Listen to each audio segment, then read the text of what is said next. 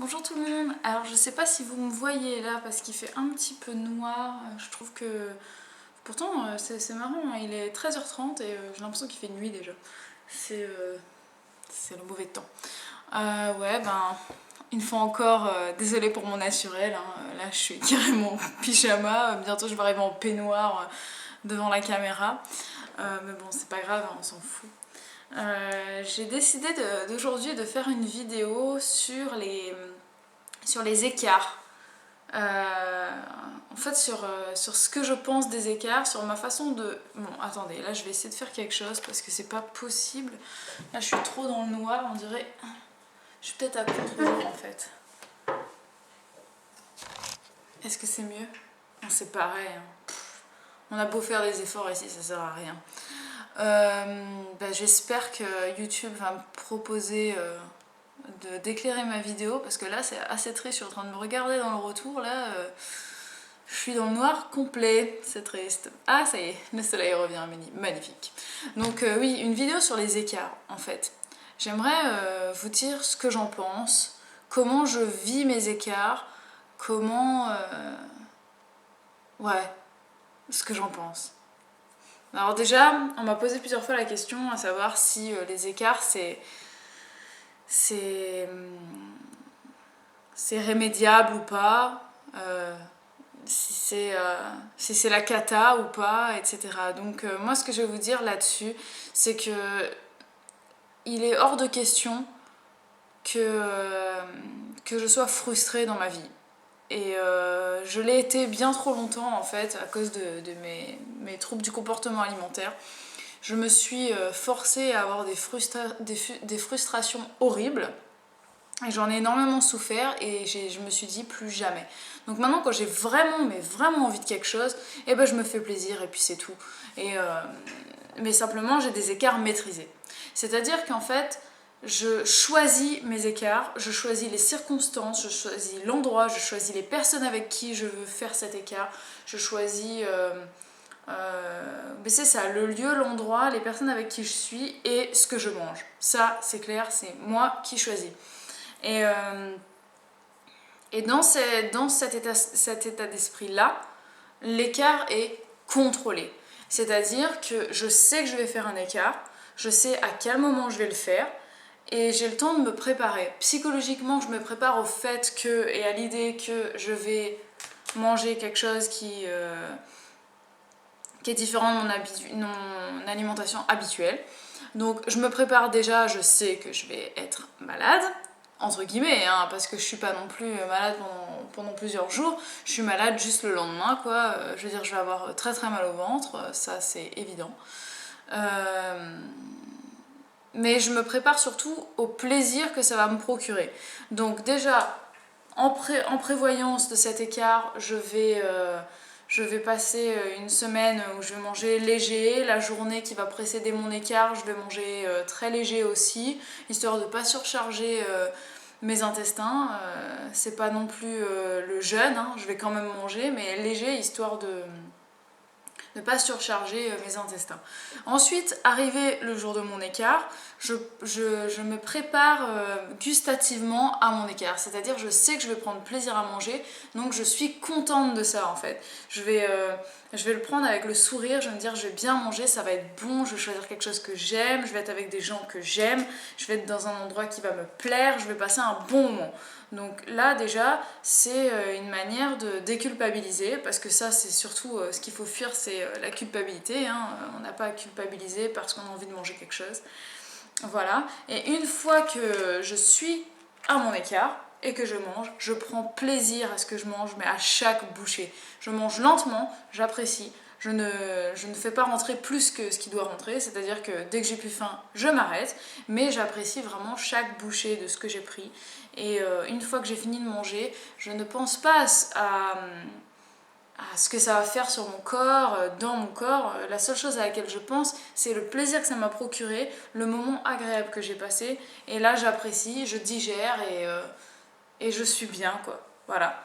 Et puis après, je sais très bien que le lendemain, comme j'aurais fait cet écart, je vais me sentir un peu ballonnée, j'aurai mal au ventre, Parfois j'ai même des nausées, alors du coup le lendemain je vais manger très léger et généralement je me fais une journée entière où je bois que des jus de fruits que je fais moi-même à la centrifugeuse.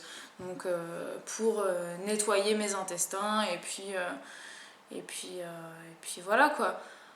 Après, dit comme ça, on dirait que je parle d'écart, genre l'orgie où je mange 3 pizzas toute seule et tout ça. C'est pas ça du tout, hein.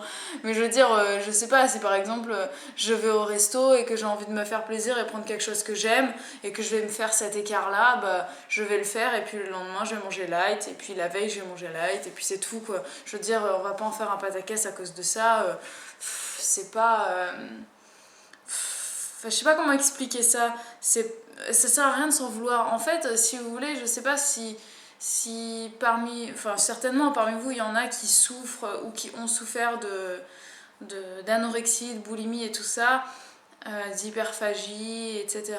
Et je sais très bien ce qu'on ressent dans ces moments-là, c'est que la nourriture, c'est pour retrouver la paix, mais en même temps, c'est pour nous faire du mal. Et en fait, la nourriture, c'est notre meilleur ennemi, quoi. Et je sais qu'avant, je détestais la nourriture. J'avais peur avant de manger, j'avais peur quand je mangeais, et j'avais peur après avoir mangé. Donc j'avais la frousse avant de manger. Pendant que je mangeais, j'avais de la culpabilité. Et une fois que j'avais mangé, j'avais une culpabilité qui se transformait en dégoût. Donc pour moi, manger, c'est un des plus grands plaisirs de la vie. On peut pas se sentir mal en mangeant. C'est pas normal. Donc maintenant, c'est fini. Je ne me sens plus mal quand je mange et j'ai plus de frustration parce que je mange des choses qui me plaisent. Et quand il y a des choses que j'ai envie de manger et je sais que c'est pas bon pour ma santé, j'en fais une exception en fait. C'est-à-dire que je vais vraiment manger ça de manière très ponctuelle, très occasionnelle, et ça va être mon plaisir du moment et je vais l'apprécier à fond, en me disant que c'est bon pour mon psychisme en fait. Je me dirais pas oh là là, je me mettrais pas dans la tête l'image comme dans la pub pour les céréales où elle dit le chocolat, ah, pas là. Non, je me dis pas que ça va être dans mes hanches quoi, je m'en fous, je mange, j'apprécie et puis c'est tout. Et puis le lendemain, je ferai attention comme avant et comme d'habitude et puis c'est tout quoi. Donc ça sert à rien de se prendre la tête. Donc là j'en viens en fait, je vais faire une vidéo un peu 2 en 1 parce que j'avais vraiment envie de parler de quelque chose qui s'appelle l'orthorexie. Donc vous regarderez sur internet si vous ne savez pas ce que c'est, l'orthorexie. Mais en gros, c'est une maladie alimentaire, au même titre que la boulimie, l'anorexie, etc. Où en fait, on devient obsédé par l'idée de ce qu'on mange et comment dire, on devient obsédé par l'idée de manger sain. C'est-à-dire que on va avoir peur de la nourriture et on va avoir peur des pesticides, on va avoir peur de ce que la nourriture fait dans notre corps. Du coup on va se diriger que vers du bio, on va se diriger que vers des aliments sains et on va développer une véritable maladie alimentaire, une maladie mentale. Et ça, faites très très attention. Et ceux qui me suivent régulièrement ont très bien compris comment je fonctionne. Ceux qui tombent sur une de mes vidéos doivent se dire que peut-être que je suis orthorexique, mais vraiment loin de là quoi. C'est-à-dire l'orthorexie, c'est vraiment quand on pousse on a une obsession alimentaire où on se fixe un objectif duquel on ne se dérive plus, c'est de manger sainement. Et ça devient carrément... mais c'est ça, c'est obsessionnel, c'est un vrai toc. Et il y a des gens qui en meurent parce qu'ils sont tellement obsédés par ce qu'ils mangent, ils ont tellement peur des microbes, ils ont tellement peur des bactéries, peur des pesticides, qu'ils finissent par ne plus rien manger parce qu'ils ont l'impression que tout est malsain. Et donc ça c'est extrêmement grave et je vous assure que si vous commencez à penser comme ça, prenez-vous en main tout de suite, que ce soit vous ou si c'est trop tard par un professionnel. Si vous avez envie de m'écrire à ce sujet, faites-le, mais vraiment ne plongez pas là-dedans. C'est-à-dire que oui, manger sainement c'est super important pour votre santé, pour la santé de vos proches, de vos enfants, la santé de vos parents, la santé des animaux, de notre planète, ça c'est vrai, mais il faut pas que ça devienne une obsession, une maladie, quoi. C'est-à-dire, quand vous vous levez le matin, vous devez pas penser nourriture, quand vous vous couchez le soir, vous devez pas penser nourriture, vous pensez nourriture quand vous passez à table, et puis c'est tout, quoi. Au moment d'aller faire à manger, vous pensez à manger, mais dans la journée, vous devez pas avoir cette obsession de la nourriture, vous devez prendre plaisir à ce que vous mangez sans vous poser trop de questions, et voilà, enfin je veux dire, si vous avez des écarts à faire parce que vous vous sentirez mieux comme ça, faites-les et faites-les juste le moins souvent possible parce que après ça aura des répercussions sur votre santé réellement. Mais si ça reste quelque chose de très occasionnel, franchement, je veux dire, si vous n'êtes pas capable de manger 100% frugivore, 100% cru, ou 100% végétalien, 100% végétarien, j'en sais rien, bah vous le faites pas, c'est tout. Moi-même, franchement, je suis incapable à l'heure actuelle de manger 100% cru, 100% frugivore. Non, je suis pas capable, j'ai besoin de manger, mon corps a besoin, et mon cerveau surtout, a besoin de manger du riz, de manger, excusez-moi, de manger de façon occasionnelle un bout de pain, une assiette de pâtes une fois de temps en temps quand j'en ai vraiment envie, je le fais, je me l'accorde et voilà. Pareil pour le fromage, de manière très très occasionnelle, quand j'en ai l'occasion, je sais me faire plaisir parce que mon cerveau en a besoin, sinon je suis frustrée, je suis pas bien, c'est pas le but.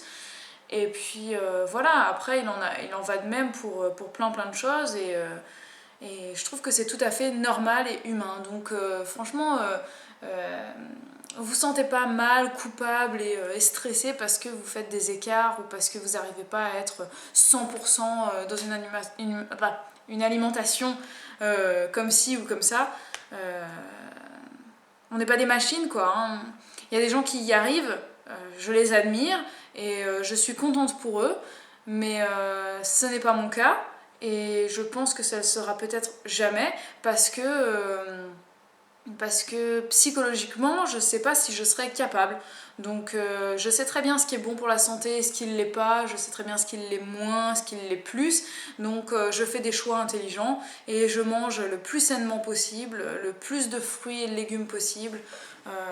Ça, c'est, je dirais, comme je l'ai déjà dit, si je dois parler en pourcentage, je dirais que franchement, à 70-80% du temps, je mange des fruits et légumes. Et puis après, ben, les 20% restants, 20-25% restants, ben, je vais manger un petit peu de céréales, je vais manger parfois un petit peu de pain, même s'il y a du gluten. Parfois, je vais manger un bout de fromage. Enfin, voilà quoi. Donc, c'est pas du 100% et je me porte très bien comme ça. Ma santé s'est complètement améliorée. Je sais que ça n'a rien à voir avec ce que je mangeais avant, donc pour moi, ça me satisfait largement. J'ai atteint les objectifs que je m'étais fixés en termes d'énergie, en termes d'amincissement, de bonne humeur, etc. Donc maintenant, après, c'est que du plus. Et puis il y a des semaines où je vais me faire, enfin je sais pas, que je prendrai que des fruits et des légumes à 100% du temps. Et puis il y a des semaines, ce sera moins. Et puis c'est tout. Enfin voilà quoi. Donc voilà, faut pas que ça devienne une maladie obsessionnelle. La nourriture, c'est un plaisir, ça doit pas être une maladie. En aucun cas. Donc voilà. Donc je vous fais à tous et à toutes des gros bisous avant que les nuages rentrent dans ma maison parce que j'ai vraiment l'impression là que ça fait assez peur en fait. Donc je vais vous laisser et puis je suis en pyjama, c'est le matin. Mais il fait nuit déjà. Donc je vais aller retourner au lit et puis dormir et puis je me lèverai demain. Voilà. Je plaisante bien sûr. Allez, bonne journée. Bye bye. C'est fini les conneries là.